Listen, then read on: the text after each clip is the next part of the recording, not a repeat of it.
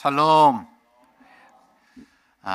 오늘 우리에게 주시는 하나님 말씀 사도행전 1장 6절에서 11절입니다. 사도행전 1장 6절에서 11절 말씀입니다.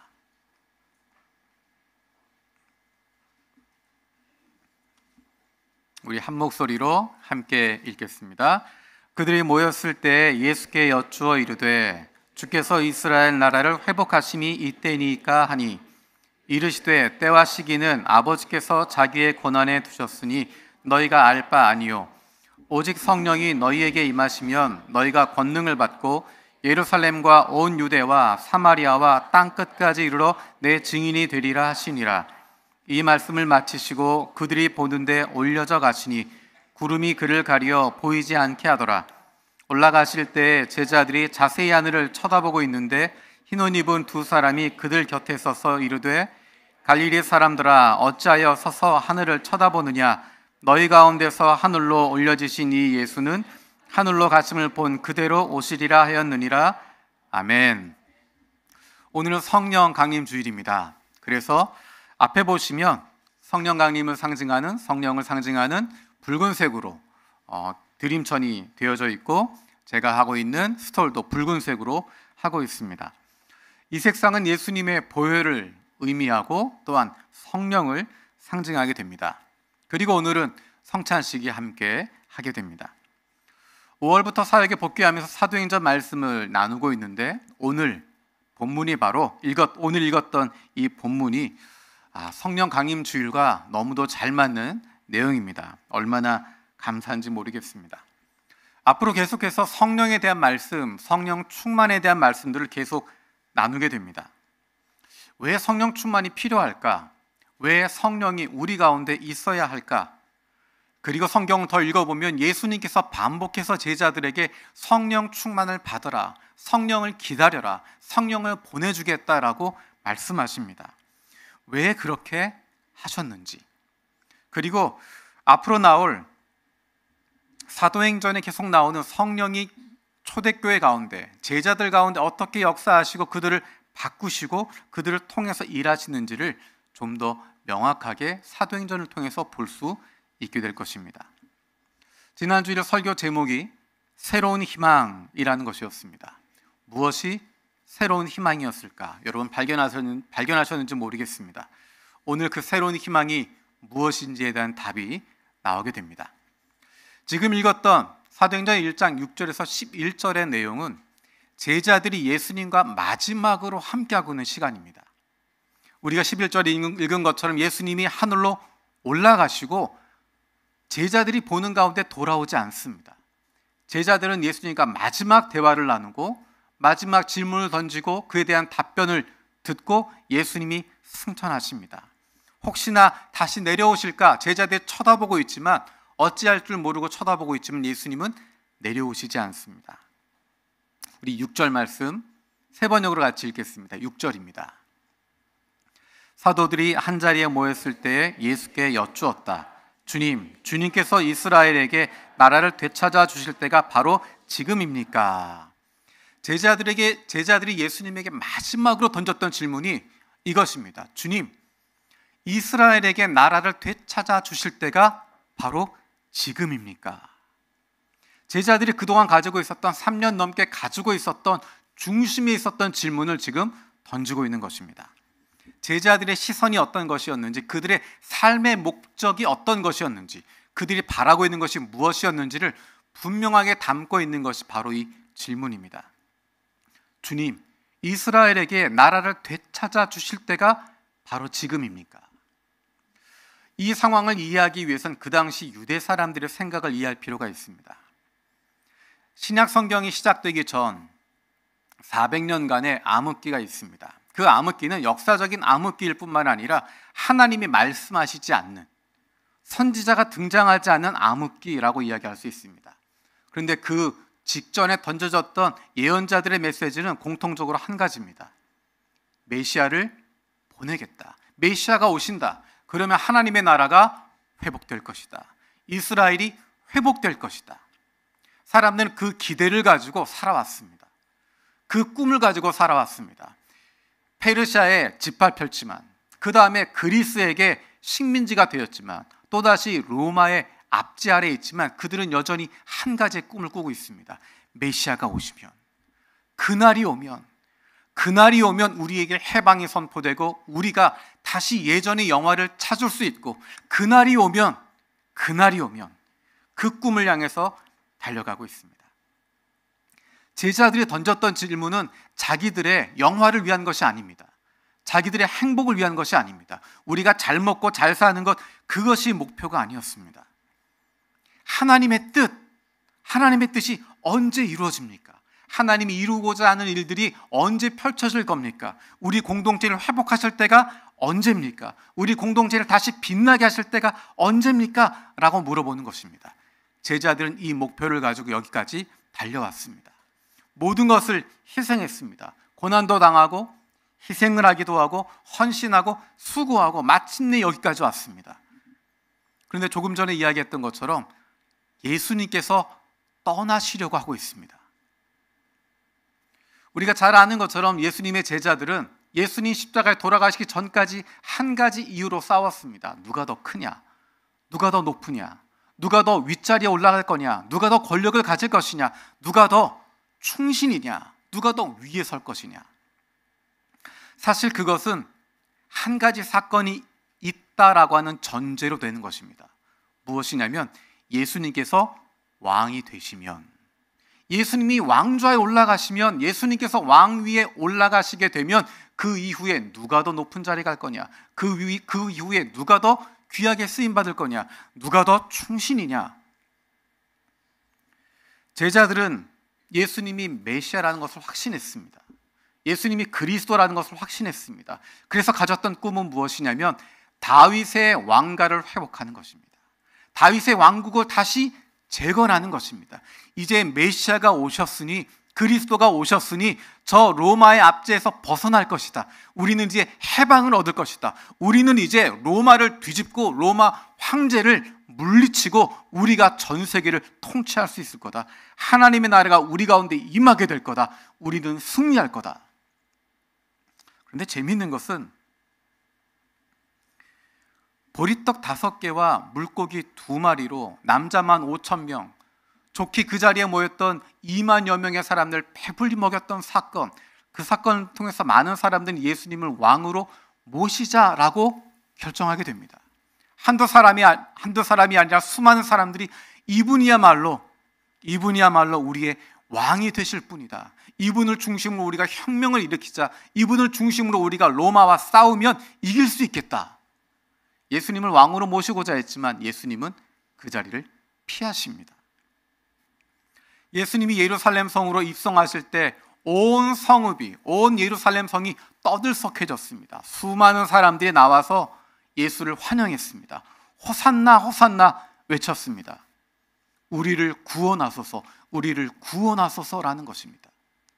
로마의 압제로부터 우리를 구원해 주십시오. 당신이 메시아입니다. 다윗의 자손이신 메시아가 이제 오셨으니, 예루살렘 성에 오셨으니 이제 뒤집읍시다. 이제 승리합시다. 이제 우리가 이길 수 있습니다. 그래서 모두가 긴장하고 있었는데, 모두가 기대하고 있었는데 예수님께서 허무하게 십자가에 달려 죽으셨습니다. 모든 사람들이 보는 가운데 비참하게 죄인처럼 죽임을 당했습니다. 손과 발에 못이 박히고 옆구리에 창으로 찔리게 되고 마지막 호흡까지 다 내뱉고 돌아가십니다. 이제 끝났다 생각했는데 사흘 만에 예수님께서 부활해서 제자들을 만나십니다. 제자들만 만나는 것이 아니라 수많은 사람들을 예수님께서 만나십니다.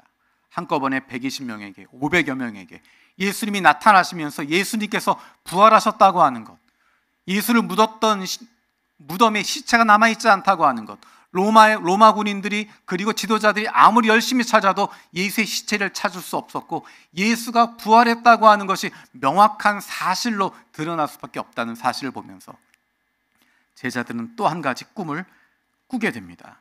모든 사람이 보는 가운데 죽었다가 다시 무덤에서 살아나신 분, 불사신, 누구도 죽일 수 없는 이분이야말로 메시아고, 이분이야말로 지도자고, 이분을 중심으로 세우게 되면 우리는 승리할 수 있을 거라고. 그 전에 예루살렘 입성할 때보다 훨씬 더 많은 사람들이 예수를 따르게 될 거라고. 로마 군인들도 그를 이기지 못할 거라고. 이제 로마 정권을 뒤집을 수 있을 거라고 기대하는 마음을 가지고 있는데, 예수님께서 40일 동안 그들과 함께 하시는 가운데 로마 정권을 뒤집을 어떠한 의도도 보여주지 않습니다. 어떻게 작전을 세우고 어떻게 준비를 하고 어떻게 싸우자라는 이야기를 전혀 하지 않습니다. 제자들의 기대는 예수님이 메시아로서, 하나님의 아들 그리스도로서 이제 다윗의 가문을 재건하고 이스라엘을 회복하고 왕으로 등극하실 것이라고 하는 것을 믿고 있었는데, 제자들은 불안할 수밖에 없습니다. 예수님은 떠나려고 하시고 예수님은 자꾸만 떠난다는 이야기를 하시기 때문에 불안해합니다. 제자들이 구했던 것이 개인의 성공이나 영화를 구했던 것, 부귀영화를 구했던 것 아닙니다. 하나님의 뜻을 구했고, 하나님이 이루실 일을 구했고, 하나님이 원하시는 일, 우리 공동체를 회복하실 것, 우리 공동체를 다시 빛나게 하실 것, 그것을 바라고 있었는데, 예수님의 답변은 전혀 다른 말씀을 하십니다. 8절 말씀 함께 읽겠습니다. 8절입니다. 그러나 성령이 너희에게 내리시면 너희는 능력을 받고 예루살렘과 온 유대와 사마리아에서 그리고 마침내 땅끝에까지 이르러 내 증인이 될 것이다. 이 내용을 자세히 볼 필요가 있습니다. 개역개정에서는 오직 성령이라고 되어 있어서 오직 성령으로 생각할 수 있지만, 내용은 그것이 아니라 오직은 그러나라고 하는 의미로 쓰여진 것이고, 앞에 있는 내용과 관계없이 앞에는 이런 내용이 있지만 그러나 너희는 이라고 하는 내용입니다. 그러나 너희는, 너희가 물어보고 있는 것, 그것은 너희의 몫이 아니다. 제자들이 물어봤던 하나님의 나라를, 이스라엘에게 나라를 되찾아 주실 때가 지금입니까? 라고 물어보고 있는데, 예수님의 대답은 그건 너희들이 상관할 바 아니고, 그건 너희들이 생각할 거 아니고, 그러나 너희는 너희의 시선을 돌려서 너희가 해야 할 것이 있다라고 말씀하시는 것입니다. 너희가 지금 물어보고 있는 것, 그것은 너희가 할 수 있는 것이 아니고, 그것은 너희들이 상관할 바가 아니고, 그것이 아니고 다른 것, 너희가 할 수 있는 것, 너희가 해야 할 것, 그것이 따로 있다. 제자들이 할 수 있는 것에 집중하라고 이야기하십니다. 그것이 무엇이었을까? 우리가 지난주에 읽었던 누가복음 24장 48절, 49절에서도 말씀하신 것이 바로 너희가 증인이 될 것인데, 그러기 위해서 성령을 기다려라 말씀하십니다. 복음서와 사도행전을 연결하고 있는 중심이 바로 그 말씀이다 라고 이야기했습니다. 우리가 사도행전 말씀을 지난주부터 시작했는데, 앞으로 사도행전을 읽어가게 될 때, 사도행전이 시작될 때 반드시 있어야 할 것, 그래서 성경은 성령이라고 말씀하고 있습니다. 그러나 성령이 너희에게 임하시면, 성령이 너희에게 임하시면 비로소 너희의 시선을 돌리게 되고 집중할 수 있게 되고 내가 해야 할 것이 무엇인지를 발견하게 될 것이다. 교회가 시작되기 전에 반드시 있어야 할 것, 그것은 성령이라고 말씀하십니다. 믿음의 공동체가 형성되고 사역하기 전에 반드시 있어야 할 것, 그것이 바로 성령 충만이다 라고 이야기합니다. 예수님께서 성령에 대해서 너희가 성령을 받아야 된다라고 하는 이야기를 사도행전에서만 하신 것이 아닙니다. 조금 전에 이야기했던 것처럼 누가복음 맨 끝나는 부분에서 너희가 성령을 기다려야 된다 말씀하실 뿐만 아니라, 예수님께서 예수님의 제자들에게 집중해서 말씀하실 때 반복해서 말씀하시는 것이 성령을 기다려라 라는 것입니다. 요한복음 13장에서 17장까지의 내용은 마지막 몇 시간의 내용입니다. 예수님과 제자들이 함께하고 있었던 마지막 시간. 우리가 잘 아는 것처럼 예수님이 제자들과 마지막 만찬을, 성만찬을 나누십니다. 그리고 겟세마네 동산에서 기도하시다가 잡히십니다. 그 사이의 시간, 예수님과 제자들만 있었던 시간에 예수님이 제자들에게 마지막으로 주셨던 유언과도 같은 말씀, 마지막으로 그들에게 부탁하는 말씀, 신신당부하는 말씀, 그 가운데 중심이 되는 것은 내가 떠나간다. 내가 떠나간다. 내가 떠나가지만 성령을 보내겠다. 내가 떠나가는 것이 너희에게 유익하다. 왜냐하면 보혜사 성령을 보내주기 때문이다. 그는 너희를 고아처럼 내버려 두지 않으신다. 예수님이 떠나시는 상황에서 제자들에게 반복해서 이야기하십니다. 나는 떠날 거야. 하지만 아버지께서 보혜사 성령을 보내주실 거야. 내가 떠나지만, 내가 너희와 육신적으로는 떠나 있지만 성령을 보내주실 거야. 성령이 너희와 함께 하실 거야. 내가 너희와 함께 할 때보다 더 큰 일들을 너희들이 이루게 될 거야. 우리 요한복음 14장 16절에서 18절 말씀 함께 읽겠습니다. 내가 아버지께 구하겠다. 그리하면 아버지께서 다른 보혜사를 너희에게 보내셔서 영원히 너희와 함께 계시게 할 것이다. 그는 진리의 영이시다. 세상 그를 보지도 못하고 알지도 못하므로 그를 맞아들일 수가 없다. 그러나 너희는 그를 안다. 그것은 그가 너희와 함께 계시고 또 너희 안에 계실 것이기 때문이다. 나는 너희를 고아처럼 버려두지 아니하고 너희에게 다시 오겠다. 예수님께서 떠나시지만 내버려두지 않으시고 예수님의 제자들뿐만 아니라 그들을 통해서 예수를 믿게 될 사람들, 그들을 내버려두지 않으시고 그들에게 성령을 보내주시겠다. 우리 16장 7절 말씀, 요한복음 16장 7절 또 읽겠습니다. 그러나 내가 너희에게 진실을 말하는데 내가 떠나가는 것이 너희에게 유익하다. 내가 떠나가지 않으면 보혜사가 너희에게 오시지 않을 것이다. 그러나 내가 가면 보혜사를 너희에게 주겠다. 제자들은 예수님이 조금 더 같이 있기를 바라지만 예수님은 제자들을 위해서라도 내가 떠나야 한다. 내가 떠나는 것이 너희에게 유익하다. 왜냐하면 내가 떠나면 성령이 너희 가운데 오시기 때문이다. 성령을 부어주기 때문이다. 성령으로 충만하게 되기 때문이다. 예수님이 가지고 계셨던, 하나님이 보여주셨던 새로운 희망은 제자들이나 새로운 조직이 아니었습니다. 잘 짜여진 조직, 튼튼하게 짜여진 조직, 그것이 아니었습니다. 예수님이 보고 계셨던, 하나님이 가지고 계셨던 새로운 희망은 바로 하나님께서 보내주실 성령입니다. 새로운 희망은 그리스도인들을 통해서 이 땅 위에 나타나시게 되는 성령입니다. 그 희망이 우리 가운데 역사하시는 것이고 우리를 변화시키시고 우리를 일어나게 만드시고 우리를 새롭게 만들어 주셔서 세상에 감당할 수 없도록 변화시켜 주시는 것입니다. 너희에게 성령이 내리시면 너희는 변화되는데 어떻게 되는가? 너희는 증인이 될 것이다. 예루살렘과 온 유대와 사마리아에서 그리고 땅끝까지 이르러 내 증인이 될 것이다. 예수님께서 성령을 약속하시면서 요한복음에서도 그 말씀을 반복해서 하고 계십니다.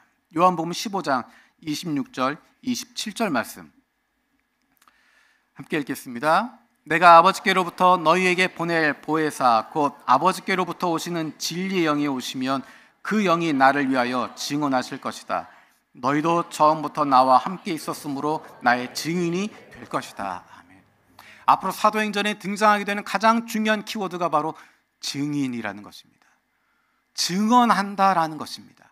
나타낸다라는 것입니다. 사도행전 3장 15절 한번 읽어보겠습니다. 그래서 여러분은 생명의 근원이 되시는 주님을 죽였습니다. 그러나 하나님께서는 그를 죽은 사람들 가운데서 살리셨습니다. 우리는 이 일의 증인입니다. 우리는 보고 들은 것을 말하지 않을 수 없습니다. 우리는 이 모든 일의 증인이며 하나님께서 자기에게 복종하는 자들에게 주시는 성령도 그렇습니다. 사도 바울에게도 예수님께서 말씀하십니다. 사도행전 23장 11절 말씀 같이 보겠습니다. 그날 밤에 주님께서 바울 곁에 서서 말씀하셨다. 용기를 내어라. 네가 예루살렘에서의 나의 일을 증언한 것과 같이 로마에서도 증언하여야 한다. 사도 바울은 증인의 삶을 살아가며 증언하는 삶을 살게 됩니다. 사도행전 맨 마지막 절은 이렇게 이야기합니다. 그는 아무런 방해도 받지 않고 아주 담대하게 하나님 나라를 전하고 주 예수 그리스도에 관한 일을 가르쳤다. 이 상황은 사도 바울이 로마에 있는 감옥에 있는 상황입니다. 조금 더 정확하게 표현하면 감옥은 아니고 로마에 들어가서 가택 연금이 되어 있는 상태입니다. 죄수의 신분으로 있습니다. 집을 벗어날 수 없습니다. 그런데 말씀해 보면 아무런 방해도 받지 않았다라고 이야기합니다. 아무런 방해가 없었던 것이 아니라 아주 담대했기 때문에 무엇도 그에게 방해가 되지 않았다라는 것입니다. 그 무엇도 그를 막을 수 없었다. 그 무엇도 그를 가두어둘 수 없었다. 그 무엇도 그를 한정할 수 없었다. 그래서 그는 아무런 방해도 받지 않고 담대하게 하나님 나라를 전하고 예수 그리스도에 관한 일들을 가르쳤다. 우리가 조심해야 할 한 가지가 있습니다. 무엇에 대한 증인이고 무엇에 대한 증언일까? 우리는 자꾸만 교리를 가르치려고 합니다. 공식을 이야기해 주려고 합니다. 이게 복음이야 라고 이야기하고 이걸 믿어야 돼 라고 이야기합니다. 자꾸만 지식을 전달하려고 합니다. 지식을 이야기해 주고 그것을 들으면 된다라고 생각합니다. 그런데 증인이 된다고 하는 것은 내가 보고 들은 것, 믿는 것, 그것대로 살아가는 것입니다. 내가 믿는다면 그렇게 살아가는 것입니다. 내가 살아가고 있는 모습이 바로 증인이 되는 것입니다. 사도 바울에게 왜 그런 역사가 일어날 수 있었을까? 그가 탁월하게 잘 가르쳤기 때문일까? 그렇지 않습니다. 사도 바울은 자기가 가르치는 것 그것을 믿고 있었고 그렇게 실천하고 있었고 그렇게 살아가고 있었습니다. 사람들은 그가 이야기하는 아름다운 이야기, 논리적인 이야기 그것 때문에 움직이는 것이 아니라 그것에 목숨을 걸고 있는 사도 바울을 보면서 그를 신뢰하게 됩니다. 초대교회가 왜 달라질 수 있었을까? 사람들은 그것을 믿었고 그렇게 살았기 때문입니다. 말을 잘했기 때문이 아니라 교리를 잘 전달했기 때문이 아니라 지식을 잘 전승했기 때문이 아니라 믿는 대로 살았기 때문입니다. 우리가 그들이 어떻게 살았는지는 앞으로 살펴보게 될 것입니다. 우리가 증인된다고 하는 것, 그것은 말을 잘하는 것, 교리를 잘 전달하는 것, 지식을 잘 전달하는 것, 그것이 아니라 증인으로 살아가는 것입니다. 내가 믿고 있는 대로 살아가는 모습을 통해서 예수 그리스도가 어떤 분이신지를 보여주게 됩니다. 여러분이 어떻게 예수님을 믿게 됩니까? 다른 사람들이 어떻게 예수님을 믿게 됩니까? 직장에서 좋은 직장 동료의 모습을 통해서 예수님을 만나게 됩니다. 누구나 직장 상사가 되면 갑질할 수 있는데 그런 갑질하지 않고 오히려 갑질하는 사람 막아줄 수 있는 모습 보면서 그 사람이 믿는 예수는 다르다는 것을 알게 됩니다. 똑같이 갑질하고 똑같이 위에서 군림하고 있으면 그 사람이 누굴 믿든 관여하지 않습니다. 힘들고 어려운 상황이 되었을 때 똑같이 힘들고 어렵지만 그럼에도 불구하고 다른 이들을 돌아볼 수 있는 사람, 어렵지만 힘들지만 모든 희망이 끊어진 것 같지만 그래도 옆에 있는 사람, 손 붙잡아 줄 수 있는 사람, 예수를 전혀 만나보지 못한, 만날 수 없었던 사람들, 그 사람들에게 따뜻한 말 한마디라도 건네줄 수 있는 사람, 평생 예수에 대해서, 그리스도인들에 대해서 잘못 배우고 왜곡된 생각을 가지고 있는, 예수 믿는 사람들은 다 사기꾼이고 나쁜 사람들이라고 배워왔던 무슬림들에게 좋은 고용인이 되어서 사랑을 베풀어주고 그들의 가족을 돌봐주는 모습을 통해서 예수 믿는 사람들이, 그리스도인들이 나쁜 사람은 아니구나 라는 것을 깨닫게 해주는 것. 그래서 우리 교회가 계속 이야기하는 좋은 친구가 되어주는 것, 좋은 이웃이 되어주는 것, 그것이 바로 증인으로 살아가는 것입니다. 마지막으로 우리가 어떻게 살아야 할지를 11절 말씀에서 이렇게 이야기하고 있습니다. 11절 말씀 같이 읽겠습니다. 갈릴리 사람들아, 어찌하여 하늘을 쳐다보면서 서 있느냐? 너희를 떠나서 하늘로 올라가신 이 예수는 하늘로 올라가신 것을 너희가 본 그대로 오실 것이다 말하였다. 아멘. 예수님께서 하늘로 올라가십니다. 그 장면을 바라보고 있는 제자들의 마음이 어땠을까? 몇 가지 감정이 섞여 있었을 것입니다. 조금 전에 이야기했던 것처럼 지금까지 예수를 따라서 여기까지 왔는데 예수님이 메시아로서 이스라엘을 회복시키실 것, 로마로부터 우리에게 자유를 주실 것, 그것을 기대하고 왔는데 그 꿈이 사라지는 현장이고, 그토록 사랑했던 예수님이 떠나가는 현장이고, 예수님께서 말씀하시지만 어찌할지 알지 못하는 순간이고, 그리고 다른 한편으로는 예수님이 하늘로 올라오시는 것을 보면서 너무너무 귀하고 아름답다라는 생각하게 되는, 영적으로 너무너무 흥분하게 되는 상황 가운데 있었을 것입니다. 그래서 멍하니 하늘만 쳐다보고 있습니다. 자세히 하늘을 쳐다보고 있었다라고 이야기합니다. 예수님이 완전히 보이지 않을 때까지, 그 흔적도 보이지 않을 때까지 멍하니 하늘만 쳐다보고 있는데 그들에게 이야기하십니다. 너희가 본 그대로 오실 것이다. 다시 오실 것이다. 사복음서에서 마지막에 예수님이 강조하신 것이 바로 그것입니다. 내가 다시 올 거다. 내가 다시 올 것이다. 약속한 대로 다시 올 것이다. 갚아줄 것이다. 그때는 심판주로 오시는 것입니다. 마태복음 25장에서 종말을 이야기하면서 예수님의 반복된 이야기, 떠났던 주인이 돌아온다. 그때가 언제인지 알지 못하지만 반드시 돌아온다. 그때는 아버지에게 달려있지만 아들은 반드시 다시 돌아오고, 떠났던 주인이 다시 돌아오고, 길 떠났던 왕이 다시 돌아와서 결산하는 날이 있다. 심판하는 날이 있다. 그 날이 반드시 올 것이다.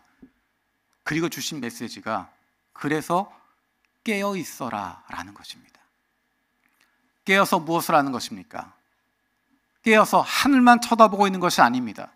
깨어 있으라 말씀하시면서 주신 것은 너에게 주어진 삶에 충실하라는 것입니다. 지금 해야 할 일 열심히 하고 있으라는 것입니다. 왜냐하면 이것이 내 몫이기 때문입니다. 하나님 나라가 언제 임할지, 언제 종말이 올지, 언제 주님 재림하실지, 언제 주님의 뜻이 펼쳐질지, 그것은 하나님의 몫이고 하나님이 하실 것이고, 너희는 증인이 되어라. 하나님이 하실 몫은 하나님께 사시는 것이고, 우리가 해야 할 몫은 우리가 하는 것입니다.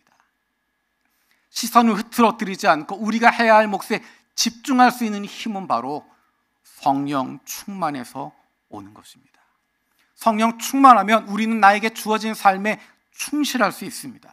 세상을 떠나는 것이 아니라 세상 속에서 치열하게 살아갈 수 있습니다. 성령이 충만하면 교회 안에 머물러 있는 것이 아니라 우리의 삶의 자리에서, 우리의 가정에서, 직장에서, 그리고 하나님이 우리를 보내신 곳에서 하나님의 자녀답게, 그리스도인답게, 예수의 제자답게 살아가는 것입니다. 직장 생활하는 것 쉽지 않습니다. 사업하는 것 더 어렵습니다. 가정에서 자녀를 키우는 것 얼마나 힘든지 모릅니다. 하지만 가정에서 좋은 그리스도인 부모로서 자녀를 섬기는 것, 직장에서 좋은 그리스도인 직원으로 직장을 위해서 최선을 다하는 것, 내가 수고하는 것을 통해서 직장이 유익이 되고 그것이 사회에 기여할 수 있도록 최선을 다하는 것, 내가 그리스도인 비즈니스 오너로서 쉽게 돈 벌 수 있는 길 피하고 절세와 탈세 사이에서 어떤 것이 올바른 것인지 판단하며 하나님 보시기에 올바른 사업의 길을 찾고, 조금 더 힘들지만 조금 더 어렵지만 하나님이 기뻐하신 그 방법을 찾아서 하나님의 뜻대로 사업을 하려고 하고, 내게 맡겨주신 사람들을 돌아보고 내 가족으로 섬겨주는 것, 어쩌면 사업적으로 큰 돈 벌지 못해도 하나님이 맡겨주신 그 사람들에게 있어서 나는 예수 그리스도의 증인이 되는 것이고, 나와 함께 일하고 있는 사람들, 그 사람들에게 예수님의 증인이 되는 삶을 살아가게 되는 것입니다. 그렇게 땀 흘려 살아가고 있으면, 눈물 나지만 어렵지만 그렇게 힘써 우리에게 주신 자리에서 증인으로 살아가고 있으면, 어쩌면 우리가 생각하지도 못했던 바로 그때 주님께서 우리에게 오셔서 수고했다, 고맙다 말씀하실 것입니다. 주님이 우리에게 오실 그날이 세상이 모두가 멸망할 그날일 수도 있고, 내가 먼저 세상을 떠나게 될 그날이 될 수도 있지만, 언제일지 모르지만 그날까지 최선을 다해서 날마다 증인의 삶을 살아가고 있으면, 마침내 주님 오셔서 잘했다, 수고했다, 나는 네가 자랑스럽다 말씀하실 것입니다. 그런데 하나님께서 우리에게 이것을 혼자 감내하며 버티라고 버려두지 않으십니다. 우리에게 공동체를 주십니다. 내가 힘들고 어려울 때 붙잡아 줄 수 있는 공동체를, 누군가 도움이 필요한 사람, 내가 손을 내밀어서 잡아줄 수 있는 사람, 증인으로 살아가는 것을 서로 격려할 수 있는 공동체. 교회 안에서만 서로 즐겁고 행복한 그것이 아니라 매일매일의 삶 속에서 증인으로 사는 것 어려운데, 그 삶을 서로 격려하고 우리 잘하고 있다고, 조금만 더 힘내자고, 주님 오실 그때까지 포기하지 말자고 서로 격려해 줄 수 있는 공동체, 실패하면 다시 일어설 수 있도록 세워주는 공동체, 어려움을 나눌 수 있는 것, 그래서 서로 기도하고 세워줄 수 있는 용기를 더해주는 곳, 그것이 바로 신앙의 공동체이고 그것이 바로 교회입니다.